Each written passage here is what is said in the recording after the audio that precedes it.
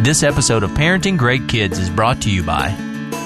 If you haven't heard of Madison Reed, well, it's the future of hair color. Madison Reed believes in a better way. They believe in beautiful, naturally healthy-looking hair, and that all women deserve it. That's why they make their hair color in Italy, just outside of Milan, according to strict EU standards that require complete transparency. Better yet, Madison Reed is the first ever hair color free of ammonia, parabens, resorcinol, PPD, phthalates, and gluten. So if you're looking for gorgeous hair made with ingredients with integrity, go to madison-reed.com and take their easy color quiz to find your perfect shade. Get 10% off plus free shipping on your first color kit using promo code MEG, M-E-G. That's madison-reed.com, promo code M-E-G. For 30 plus years, I've seen every type of child grow up. Instead of giving me what I wanted, she gave me what I needed, which was truth. Don't let emotions win. Let truth win. Do your very best, and you should have a lot of fun while you do it. And the better you get at something, the more fun you're going to have at something. You moms and dads are wired with everything you need to be a parent to a great kid. Welcome to Parenting Great Kids. This is episode number 21, Talking to Your Kids About Race and Diversity. I'm your host, Dr. Meg Meeker. On today's episode, I will be talking with my dear friend Benjamin Watson, who's an NFL player for the Baltimore Ravens. He's a father and he's a social activist, an all-around fabulous guy. As always, I'll share my points to ponder for you to start using right away.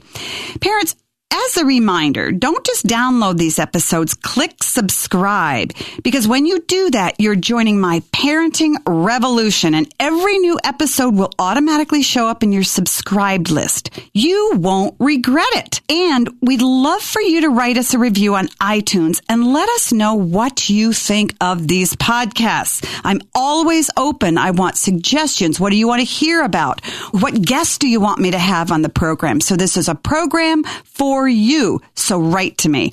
Also, we're not only available on iTunes, but the Parenting Great Kids podcast is also available on Google Play Store and on Stitcher. So no matter where you get your podcast, subscribe today and don't miss a single episode. So parents, thanks for listening. This is episode number 21. Stay with me. Friends, life is short and kids grow fast. I know that some of you can't wait for your kids to get past a certain phase, and others want life to slow down. If you're like I was as a young mother, you live every day just trying to survive instead of thriving. And then one day you wake up and realize that time has flown by and you wish that you had ... Before one more year goes by, let me challenge you to make this year the best parenting year you've ever had. How? By making a few small changes in some key areas of your life. You don't need a personality overhaul, a new house, or to scour the internet for parenting tips. Believe it or not, you can make life with your kids a lot more fun, calm, and manageable by simply taking the time to make little changes in your parenting. I want to help you, and I have a great resource for you to kick off your best parenting year ever. Beginning this month, my course, Give Him a Faith in God, is available for individual purchase. I specifically chose this course to start the year off because of the importance of establishing a spiritual foundation for your children. Give Him a Faith in God is a multimedia course guiding you and sharing ways to be an example for and lead your children through their spiritual journey. And my comprehensive parenting course, 12 Principles of Raising Great Kids, is now available along with many other resources covering topics such as parenting strong-willed children, a toolkit on how to have the talk, yes, that talk, and over a dozen ebooks. Just go to megmeekermd.com and click on Parenting Resources.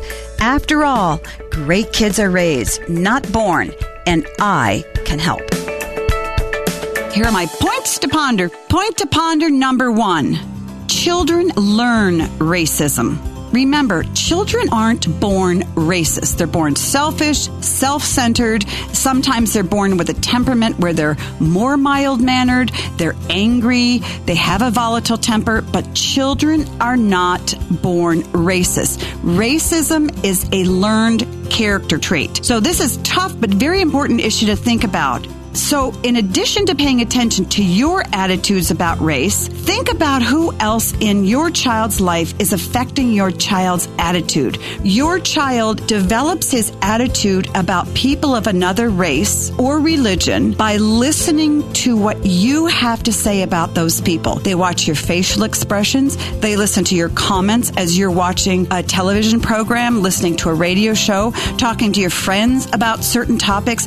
They are so in tune to your tone of voice, your inflections, your body language, your facial expressions. They want to know how you feel about things in life. So if your children pick up a sense of disdain or dislike that you feel towards another group of people, guess what's going to happen? Because you're bigger than life in their eyes, they're going to adopt that same attitude. The first and most important thing for you to do is check your own attitudes, because I guarantee if there's any part of you that feels racist, your kids will adopt your attitudes. Tough stuff, parents. I, as a pediatrician, understand that I'm not the influence in your kids' lives. You're the influence in your kids' lives. They adopt your attitudes. So first and most important point to ponder is children learn racism. Second point, be intentional about making inclusive and positive statements about other groups of people.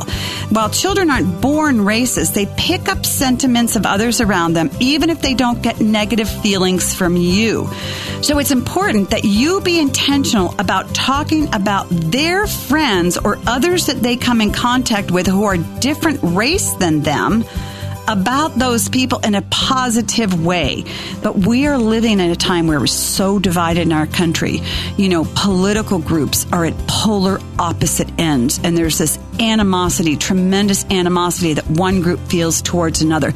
And it's wrong, because the truth of the matter is we truly have more in common with those people than we do differences, but we focus on our differences. So it's very important that whether it's in politics or race or religion, we talk affirmatively and we talk positively about that other group of people, particularly in front of our children, so that they learn to become inclusive and they learn to become accepting. And this takes some work. It takes some discipline. It takes some training. And that's why I'm talking about it on a podcast. Particularly today, we are trained to become very polarized in our belief system, particularly political. And it's happening even with religious belief systems. Truth of the matter is, people that look differently than us, believe differently than us, feel differently than us, still have a whole lot in common with us. My third point to ponder is this: focus on common interests that your children have with other people. Now, we don't always do this. Rather than discuss differences between children or adults of one race, talk about the similarities. In other words, talk about children as children, athletes as athletes, musicians as musicians. Talk more frequently about the deep things that those people have in common.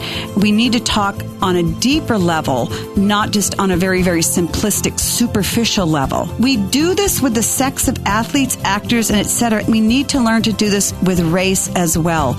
So rather than talking about white groups of students or black groups of students or certain neighborhoods, we need to talk about kids and we need to talk about adolescents. These are very subtle differences, but these are the small changes you can make in your conversation with your kids that will bring about extraordinary attitude changes in your children. Children learn racism, so you need to ask, what are you teaching your children about races? Second, be intentional about making inclusive and positive statements. And third, focus on common interest among groups of people, particularly when you're talking to your kids about it. I want you now to listen in on a conversation I had with my friend Benjamin Watson about talking to your kids about race and diversity. It's such an important topic. I know you're going to love it. Well, I'm really excited because I have a wonderful friend and guest with me, Benjamin Watson. Ben is a NFL player. He's played for 12 years. He's currently tight end for the Baltimore Ravens. Unfortunately, he's recovering from an injury right now. But what many people don't know about Benjamin is that he's a husband, a father of 5, and an activist. And he has a book called Under Our Skin, Getting Real About Race. Ben, thanks so much for being with me. Thank you, Dr. Meg. Good to talk to you again. Oh, you're a hero of mine. Not just because you're the NFL, but because I don't even really know that much about football. But I really don't. But I love that you are taking your work very seriously and that you're out there speaking out for what's good and right. And you're really a social activist, and particularly regarding racism. So as you look back over the past 10 years, you've been in NFL for 12, but specifically over the past 10 years, what changes have you seen, not just in the NFL, but in our country at large when it comes to racism and race relations? It's funny you mentioned the word activist, because I never think of myself in that way. But I think that in the times that we live in, there are a lot of different causes we can be involved in. And I think that over the last 10 years, especially when it comes to race, we have over the last 8 had a brown president. And I think that in and of itself has kind of created an atmosphere where race is being brought more to the forefront than it did before. I think on one hand, when the president was elected, there was an idea that we were going into this post-racial America. And while, politics aside, it was, obviously a landmark time for him to be elected as president. I think that what's happened is a lot of people collectively, we thought, we're over this race thing, and that was not the case. And so when you look over the past 4 years, especially, there have been a lot of different instances that have come up where race has been at the forefront, whether it is certain protests or riots or police citizen altercations or any of those things. And so over the last 10 years, I would say that for me, I've seen race become more of an issue, more of something that's been talked about, largely because of what I said before, but also because we live in a time where media is stronger than ever, and where we have social media as well as the traditional media, and we're able to see different things, and people are able to voice their opinions. And so we're in a time where something happens, and then we can look at our Twitter or our Facebook, and I've done this as well. I put my ideas out there, and other people are putting their ideas out there, and you can kind of see that while on the surface we talk about race not being as important as it was before or as big as a divide as it was before, it obviously still is, and you can still see that a lot. So that's kind of the change I think I've seen. But also on the flip side, where it's been an issue, you also see a lot of people who are campaigning against it. You see people who are willing to stand up and stand for what's right, and to call it what it is, to call it sin like it is, and to confess their missteps in this area, and be people that are trying to bridge the gap in this specific topic. And that's kind of where we have to make a choice. Mm-hmm. and where I have, I think, gotten a little more involved. Obviously, over the last 10 years, I've grown up. I've gotten married. I've become a father. All those things happen over the last decade, and it's amazing when those things start to happen. You start to realize the importance of issues like this. Yes. So I think that social media and media in general, while it gives us a peek into what really happens on streets and in cars and things like that, I wonder if in some ways it really fuels racial tension. Do you think that it does, or do you think it's made it better? In some respects, I think it's made it worse. And then, as I mentioned before, in others, I think that some people are being challenged, and you're able to at least see what you're dealing with. It's not all bad, but it's a lot worse than we thought, and it's not all good, but for some people it's a lot better than we thought. Yeah. And so I think that on the bad side of social media, sometimes something happens and it's able to be polarized, and we jump to conclusions based on a short snippet of audio, or because of what somebody said, or because we see a short video, and we all jump to conclusions based on our backgrounds. Right. We all have specific lenses that we see the world through. And the bad thing about social media is that we never usually get the whole picture. And so we're not really training ourselves to think about things and to digest and to peel back layers and to dig deeper. We're kind of teaching ourselves to react immediately to the first thing we see. And a lot of times our assumptions can be wrong initially. What did your parents teach you growing up about race, and what was it like growing up for you? What did they do that helped you, and what did they do that you think made life a little bit harder, if anything at all, in overcoming racial divisions? Yeah, well, I think growing up black, and this is something that that when I talk a lot to my white friends about it, with friends that I can be honest with and we can really talk about these things, is when you're black, you always are aware of race. From a very young age. For me, it was early on, but then I really had something happen in third, fourth grade, and I really realized, oh yeah, you're black, you're different. What does this mean? From a very young age, you're always aware of being the minority. The places that you go a lot of times, you look around, we were in a restaurant the other day, and I noticed that my wife and I are the only black folks in there, except for a couple here and there. Whereas if I ask some of the white patrons, they don't even think about it. No. And it's not their fault at all. It's just the way it is. Exactly, just the way it is. And so you have an awareness, you have a shared identity. And then growing up with my parents who lived through many of the things that you did, who lived through the civil rights era, growing up with my grandparents whose great grandparents, were right after slavery, and all the things that they went through. And then, dealing with my own issues that have happened to me, you have this shared experience. But the great thing that my parents always taught me was that although people may treat you a certain way, and although you may need to be better than others because of your skin color, just because someone treats you a certain way doesn't mean that's how you treat them. And that's something that was preached loud and clear in my household, is that you treat everyone with the same respect, even if it's not reciprocated. And they also taught me that no matter what has happened during your life or in their lifetime or in their parents' lifetime, it doesn't change the ideals and the aspirations that you have for yourself.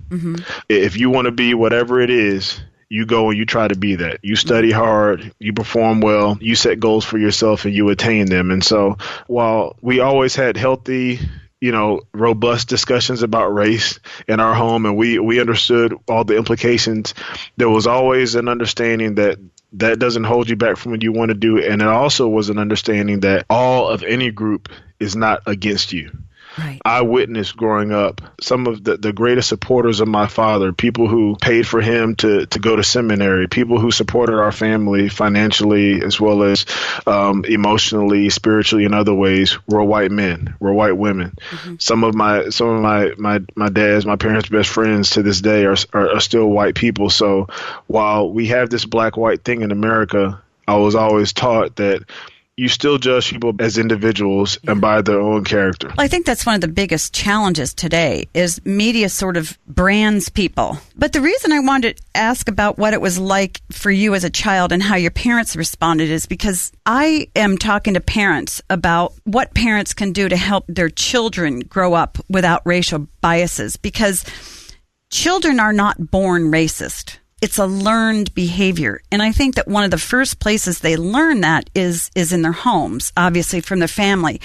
So clearly your parents taught you this is an issue because in third grade you were hurt. And then your parents said, well, this is how you respond to it. Was that hard for you as a child, being told this is what happened, but you still have to respect and like people who did this to you? It was very hard because I was basically told by some of my friends if I were white, I would be accepted in a way that I couldn't possibly be because I was black. Even though I was, popular kid in class, there was a certain acceptance that I couldn't have because of my skin color. And so things like that happen along the way in the life of a young person, a black person, can definitely breed seeds of animosity, and they can turn you against people you don't know. But I would even push back a little bit on what you said earlier, that children aren't necessarily born racist, but we are born with sin. And I think that racism is simply an adult manifestation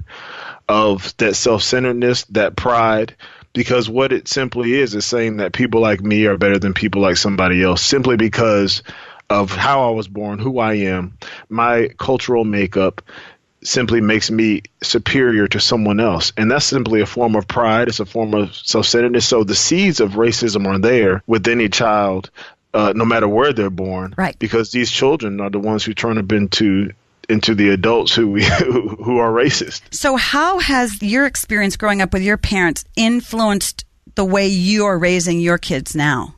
Yeah, well, one thing my parents also did, I can remember even from a very young age, my parents didn't really shelter us from everything that was uncomfortable. And so we learned about history, whether it be Revolutionary War history, Civil War history, antebellum South history, Reconstruction, slavery, civil rights. We learned about a lot of those things because, well, number one, my dad loves history, but number Yeah. two, it was important for us to get a background and understanding of where we are to this day and how we got here. I mean, collectively as a country, but also as Black Americans. And so one of the things that I think I picked up from them is the importance of being the gateway for what my children hear, but not being a wall. And so, for example, when something happens on television, even yesterday there was a shooting in Fort Lauderdale, Florida, and we all remember that, and it was on TV, and my children are asking questions. My oldest is 7, about to turn 8, and it's a teachable moment, right. To show them that this is the world we live in. These are the things that happen. This is why they happen. This is how we approach it. This is how we move on. This is how we grieve. This is how we pray for other people who are going through these things. Even when you look back a couple years ago to some of the events of the summer of 2014, and you talk about Ferguson and Eric Garner in New York, and these highly publicized police-citizen altercations, no matter what happened, they were on TV a lot. Yes. And they had a lot of racial undertones. And telling my kids, this is what happened with this person. This is what happened with that person. We don't know exactly everything that happened because we weren't there. We're still getting information, but not being afraid to introduce them to these heavy issues that they're going to have to confront later on in life, because we have a chance now as parents to introduce them to these issues in a way that teaches them how to think through them and teaches them how to not necessarily jump to a conclusion and label someone or label a group of people, but to look at things individually, wait for facts to come out, and then have strong opinions about it once you understand what's going on. One of the biggest ways we keep perspective on who we are in relation to other people, and not seeing ourselves as better than anyone simply because of the color of our skin or because we have certain talents or capabilities, is by understanding that we all need forgiveness. We're all fallen. We all have failures, parents included, myself included, being honest with them, saying, what, I shouldn't have yelled at you the other day, and I'm not perfect, and will you forgive me for that? I think that goes a long way when we put them into the world and they have to deal with things like race, because they are able to understand that, I'm not better than anyone simply because of where I grew up or who my parents are or because of my skin color. I hope you're enjoying this conversation with Ben Watson. We need to take a quick break, but don't go anywhere. We'll be right back. Parents, I know so many of you are trying to live healthier lives, but if you're like me, you know that on many days living a healthy lifestyle plays second fiddle to living a hectic lifestyle. That's a struggle we're all familiar with. So let me tell you about Daily Energy, the natural one-a-day solution that will help keep you on the right track every single day. Daily Energy helps your body absorb nutrients from the foods you're already eating because it has digestive enzymes and essential prebiotics and probiotics. Daily Energy also delivers the antioxidant equivalent of 10 servings of fruits and veggies. Think how long it would take you to prepare that every day. Just for being a faithful listener of this podcast, they've got a special offer for you. You can try Daily Energy for yourself and save 30% when you go to getdailyenergy.com/Meg. Friends, you don't have to sacrifice healthy just because you're busy. Just go to getdailyenergy.com/Meg and get 30% off your Daily Energy order today. Moms, you're going to want to listen to this. I know you're busy. You've got the kids, the job, the demands, the expectations, and of course, you still need to feed your family healthy meals. But that means another trip wandering around the grocery store trying to figure out what to buy and what to cook for dinner. Let me tell you about Prep Dish. Prep Dish is a meal planning service that sends you an email each week with a grocery list and a prep ahead list so you can easily get all your meals ready for the week, minus the stress. The recipes you get from Prep Dish will only take 1 to 3 hours to cook, but will get you set with a week's worth of meals. Just imagine how much time that'll save you. Your family will eat delicious, healthy meals like smoky paprika chicken legs with roasted carrots, parsnips and fennel, or turkey and zucchini lasagna, all with food you buy at your favorite grocery store. But this time, armed with all the tools you'll need to save time in the kitchen so you can give that time back to your family. Friends, listeners of my Parenting Great Kids podcast can get started today with a free 2-week trial of Prep Dish by going to prepdish.com/parenting. Don't waste any more time playing the meal planning guessing game. Go to prepdish.com/parenting to start your free 2-week trial today. How important it is for parents to take a hard look at themselves and their own hearts and their own feelings and their own thoughts and really look at what they're communicating to their kids, not what they want to communicate to their kids, but what they really are communicating to their kids. How important do you think that is for parents to do? Well, we all have ideals that we want our kids to learn, and then when we look at ourselves, we say, you know what, we fall so short in this area. I hope they don't pick up everything that I'm laying down for them. So we have to, as parents, be willing to give ourselves a little bit of grace, because we're not going to do this thing perfectly. There are times when, in our house, I say things or I think things that I shouldn't about certain people, and my kids, kids will pick up on it. Oh, yeah. And so we have to constantly examine ourselves and be honest with ourselves about what our kids are learning from us. Well, I've talked about this topic before, but the guy or the woman who is a living room racist, when certain things come on television or when they're talking amongst their friends, when they have friends over and they're making jokes and things like that, what are the things that they are saying and what are the things that kids may be hearing their parents say? And I think if we're honest with ourselves, that can be quite scary. Yeah. And so it's very important. I mean, the same way we want our children to maybe pick up the trade that we have learned, whether it's carpentry or being a mechanic or being a lawyer or a doctor, we want to show our kids those things. We have to do the same thing when it comes to dealing with race, when it comes to generosity and charity, when it comes to being kind to people, when it comes to, honesty or whatever you want to show them. You have to be willing to submit yourself to the hard work of demonstrating that to the best of your ability. Bingo. You're absolutely right. Kids are so attentive to their parents. They pick up on all of that, and subconsciously they believe, well, if my parent feels like that and my parent thinks that, then that's the right thing, and so I'm going to feel that way too.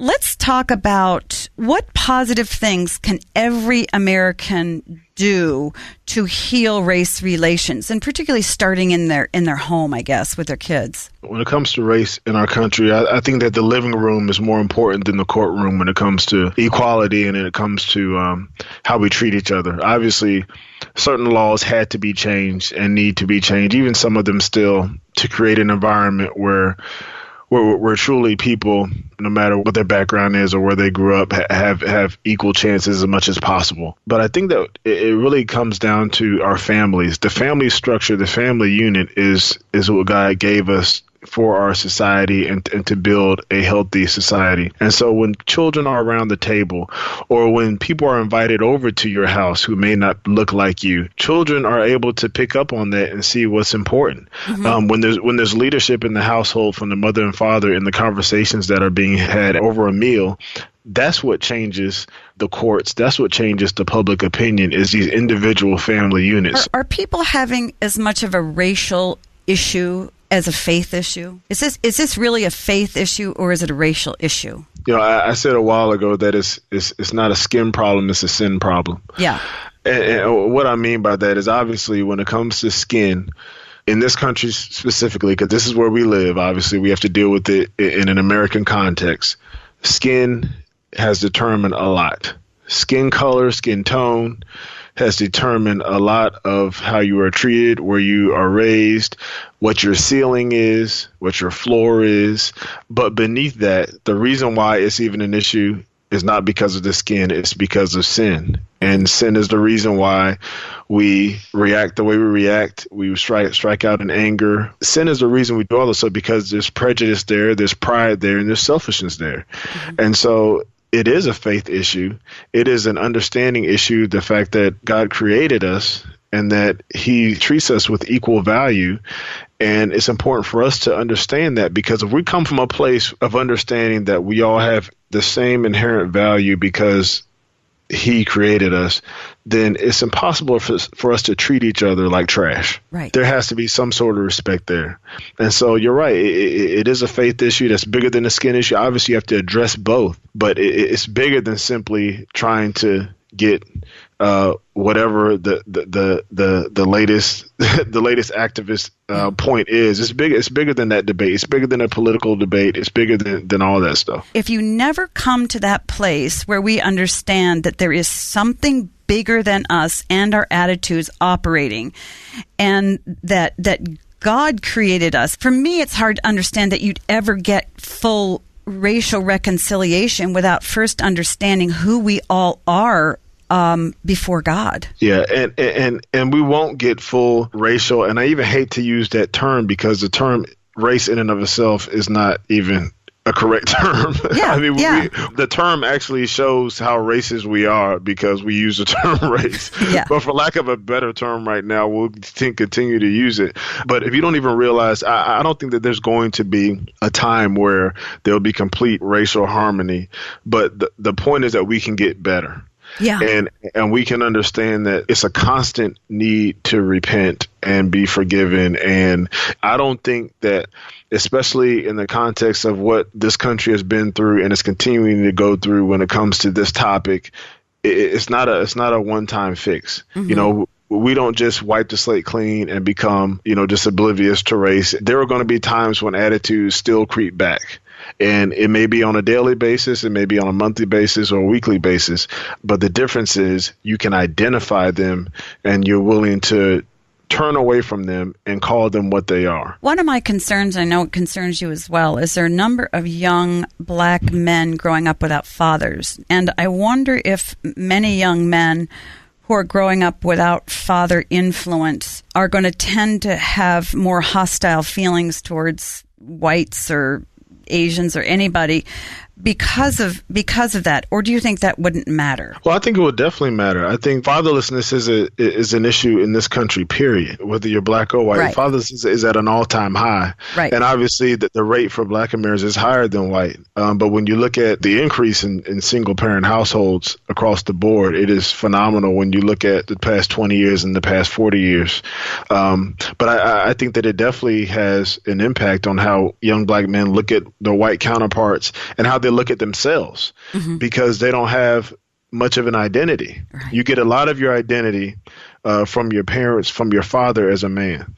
And so when you're growing up without a father, you're constantly looking for someone to say, I'm proud of you, you did a good job. I mean, that's what I want to hear from my dad. I'm 36 years old, just turned 36 years old, and my dad tells me he's proud of me. It means the world to me. Yeah. And so if you grow up with that, without having that, you're going to try to get it from somewhere. So you lack identity. It's also sometimes, not all the times, but there's sometimes a form of self-hatred that happens mm-hmm. there, because you're a child growing up without your God-given desire and your God-given right to have both parents pouring into you. But the beautiful thing about it is that the gospel covers that. Right. God is a father to the fatherless. Jesus comes in and teaches you the value of life. And so no matter if you had two parents or you were an orphan, the gospel is a great equalizer because it empowers you to move past your physical ailments, to move past your physical disability, which is basically what it is when you only have one parent or no parents. It can give you a new identity and a new future. God can give you all those things. And so there are great stories of people who, you look at them and say, man, you should have been a statistic. And then you talk to them and God has given them a new hope, and they were able to grieve the loss of not having those parents. But at the same time, he's given them this new identity in him that covers all that. Men are critical and crucial in a son's life.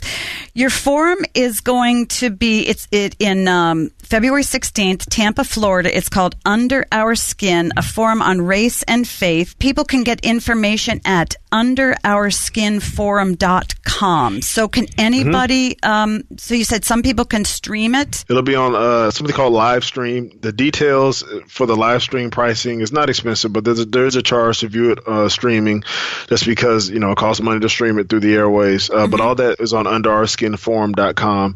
The actual event itself will be at the Crossing Church, which is in Tampa, Florida. And so if you're in the area, please come and fellowship with us. But if you're not, you can definitely get involved by watching it online. And I'm excited about it because of the people that are going to be there with, Tony Dungy. A lot of people know him. Sage Steele, Danny Wolfel, Warwick Dunn. We have a couple of pastors, one from Detroit named Kevin Butcher, who's going to be there. And we hope that it is something that people find very helpful. We hope to peel back some of the layers and to answer people's questions and just to get to the nitty gritty when it comes to this topic, because it can be very painful in a number of different ways. But I think that any type of growth happens when you go through pain. It's just like when you go work out and you lift weights, you tear down your muscle and it hurts and you're sore, and then you come back stronger. And that's what we hope this is. And who knows how it goes here? Maybe we do it somewhere else if it goes well. But I'm excited about it, definitely. Well, I'm excited, and as I told you before we started, I'm just really, really proud to be your friend and to watch you do all your great work. Before we go, to all of our male listeners out there, they would probably like to know, but they would be chicken to ask, what is your greatest NFL moment in your 12 years? Other than getting drafted, which was a big moment. I would say, I had opportunity to be a part of 2 Super Bowl teams. And the first one was a great experience because we won, but it was bittersweet because I wasn't able to play. I tore my ACL. But the second one I was able to play in, and we ended up losing. So I have a couple of almost great moments, and I'm still waiting for the super, super great moment. But honestly, but being a part of those 2 games, those 2 teams really, when you're in it, you're not really thinking about it. Yeah. You're just going to work every day. Honestly, you go to work every day and you go to the playoffs and you keep on working and you end up in the Super Bowl. But now looking back on those times, as it's snowing outside now, I was just thinking about those playoff games late in December when you're, about to clinch a berth at going into the Super Bowl. So I would have to say those times. Very, very fun. Before we end, I've got to say one of the most exciting things happening for you in 2017 is a new book that you wrote that's coming out. What's the name of it and when does it come out?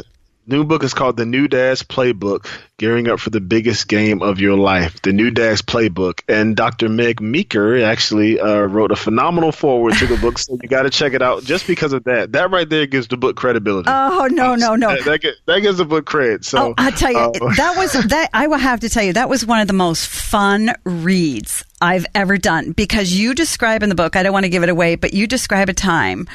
Just for our audience to know who you are. Your wife was pregnant, and you're in a locker room, and you are ordering her maternity clothes on the internet in your locker room. And I go, what man does that? Every man needs to read this book just to get it. If Ben Watson does that, they should be doing that too. A man who wants to keep his wife happy and possibly keep practicing for another child. That's the type of man who does that type of stuff.